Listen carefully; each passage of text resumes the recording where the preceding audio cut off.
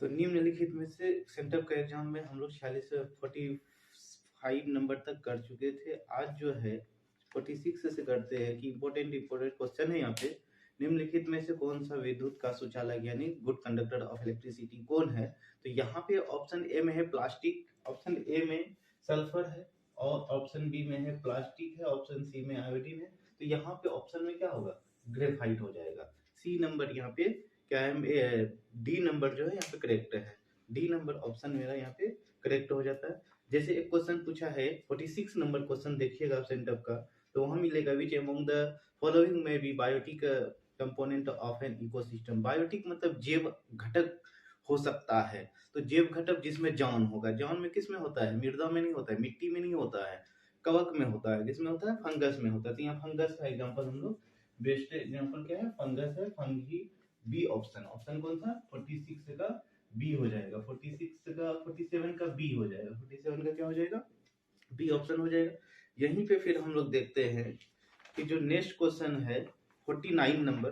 तो 49 number question में, तो 49 नंबर में क्वेश्चन देख लीजिए। 49 नंबर क्वेश्चन है, तो इसमें कहता है कि निम्नलिखित में से विद्युत मोटर का उपयोग होता है, मतलब इलेक्ट्रिक मोटर का यूज कहाँ कहाँ पे होता है? इलेक्ट्रिक फैन में भी होता है इलेक्ट्रिक मोटर का यूज, टेप रिकॉर्डर में भी होता है, लेथ मशीन में भी होता है। मतलब ऑप्शन यहाँ पे डी है कि इनमें से सभी, इनमें से सभी हो जाएगा, यानी ऑल ऑफ दीज क्वेश्चन हो जाएगा। उसके बाद हम लोग क्वेश्चन देखते हैं कि 50 नंबर क्वेश्चन है कि दो हल्के नाभिकों को जुड़ करके, मतलब न्यूक्लियर फ्यूजन होता है, दो न्यूक्लियर जोड़ करके एक नए का जो हैवी न्यूक्लियर बनता है उसको हम लोग कहते हैं कि दो का जुड़ना मीन्स फ्यूजन होता है। दो का जुड़ना न्यूक्लियर फ्यूजन। ऑप्शन ए यहाँ पे 50 नंबर का ऑप्शन ए यहाँ पे करेक्ट है। उसी तरीके से 51 देखें, कार्बन का आधुनिक आवर्त सारणी के किस वर्ग का सदस्य है? 51 number question, 51 question, 51 number question कहता है क्या कि कार्बन कार्बन आधुनिक आवर्त सारणी के किस वर्ग का सदस्य है? तो यहाँ पे 12 नहीं, 12 उसका एटॉमिक वेट है, यानी द्रव्यमान जो है उसका 12 है। ये ग्रुप की बात बोला है, वर्ग की बात बोला है। तो कार्बन 14 ग्रुप में आता है। कार्बन किस ग्रुप में आता है? 14 ग्रुप में आता है।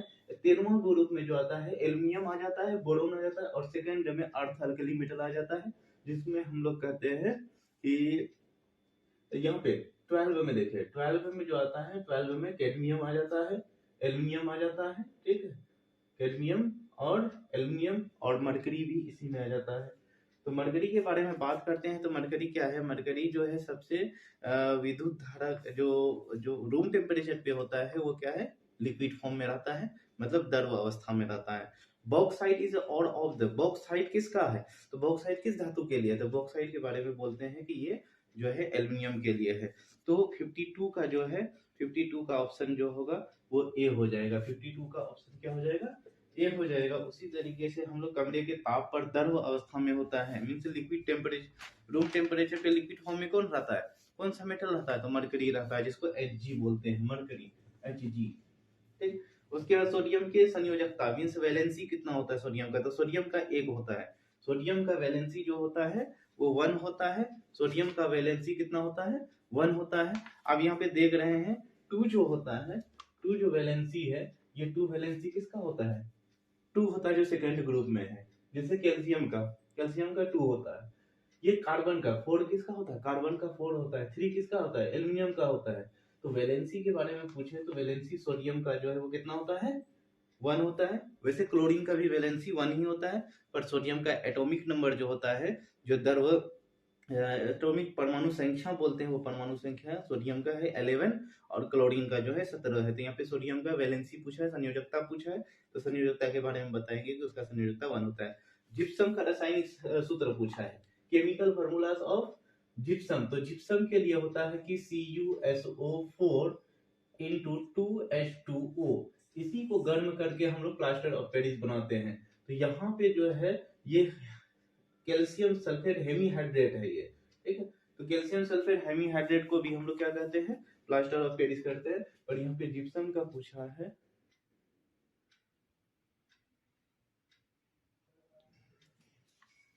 तो जिप्सम का जो होता है वो जिप्सम का क्या होता है? CuSO4 into H2O, 2H2O। तो डी ऑप्शन यहाँ पे सही है। तो अधिकतर धातुओं के ऑक्साइड होते हैं, तो अधिकतर धातुओं के जो ऑक्साइड होते हैं वो क्या होते हैं, क्षारीय होते हैं। मीन्स कि मेटेलिक ऑक्साइड जो होता है वो बेसिक नेचर का होता है, फिर वहीं पे नॉन मेटेलिक ऑक्साइड जो होता है वो किस किस क्या होता है, एसिडिक नेचर का होता है।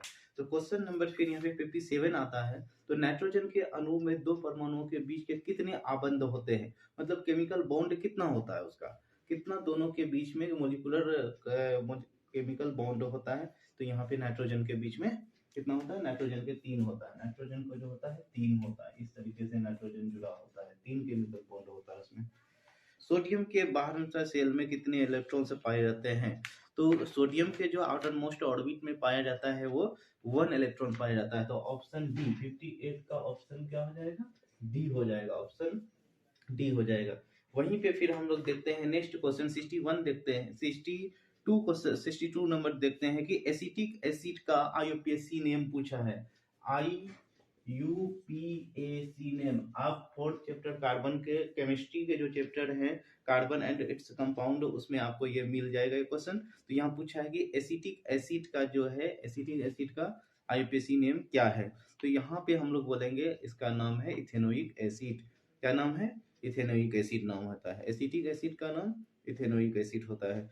वहीं पे फिर 63 नंबर क्वेश्चन में देखते हैं कि H2SO4 से H2SO4 से कौन रिएक्शन करेगा। तो H2SO4 से मैग्नीशियम रिएक्शन ये कौन नहीं करेगा, तो कौन नहीं करेगा, तो यहाँ पे कॉपर जो है नहीं करेगा, क्योंकि हाइड्रोजन से लेस रिएक्टिव है कॉपर, हाइड्रोजन से लेस रिएक्टिव होने की वजह से कॉपर जो है उसको उसमें रिएक्शन नहीं कर पाएगा, किसमें, जो H2SO4 है। क्लियर। तो 63 नंबर का जो ऑप्शन होगा वो सी ऑप्शन होगा। कौन सा ऑप्शन होगा, सी ऑप्शन होगा। वहीं पे निम्नलिखित में से धातु का युग्म होते हैं, तो मतलब पेयर ऑफ मेटल कौन है, 64 नंबर क्वेश्चन में है कि पेयर ऑफ एटम कौन सा, पेयर ऑफ मेटल कौन सा है। तो यहाँ पे ऑप्शन ए में है सोडियम कैल्शियम, तो पहला ही मिल गया। और carbon sulphur, carbon now metal, metal है नहीं, सल्फर भी मेटल नहीं है, कॉपर मेटल है पर सल्फर मेटल नहीं है, गोल्ड मेटल है, फास्फोरस मेटल नहीं है, वो नॉन मेटल है। तो सोडियम कैल्शियम यहाँ पे क्या है, मेटल है। ये पेयर यहाँ पे ऑप्शन ए 64 का ए हो जाता है। तो हीरा का अपरूप है, मतलब diamond is allotropes of carbon. Diamond का 3 अपरूप होता है, मतलब कार्बन का 3 अपरूप होता है। एक होता है ग्रेफाइट, एक ग्रेफाइट है, एक क्या है, डायमंड है, एक बकमिनिस्टर फुलरीन है। तो बकमिनिस्टर फुलरीन उतना एक्सप्लेन में नहीं आया है, पर यहाँ पे जो है डायमंड और ग्रेफाइट जो कार्बन के एलोट्रोप्स है ये अभी चल रहा है।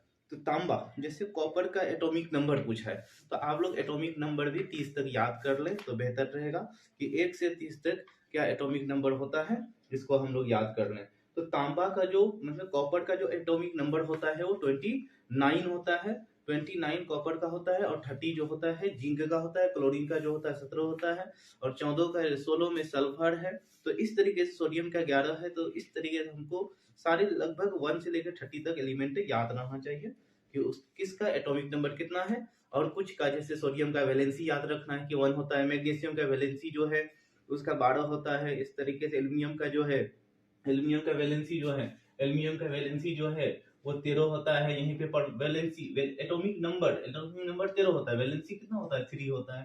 तो इस तरीके से हम लोग याद कर लेंगे। ऑक्जेलिक अम्ल, ऑक्जेलिक अम्ल मीन्स ऑक्जेलिक एसिड जो है वो टोमेटो में पाया जाता है। विनेगार में तो सिट्रिक एसिड पाया जाता है, ऑरेंज में भी जानते हैं कि एसिटिक एसिड पाया जाता है, एसिट्रिक एसिड पाया जाता है। तो इस तरह यहाँ पे फिर हम लोग देखते हैं क्वेश्चन नंबर 67 का जो ऑप्शन होगा वो 60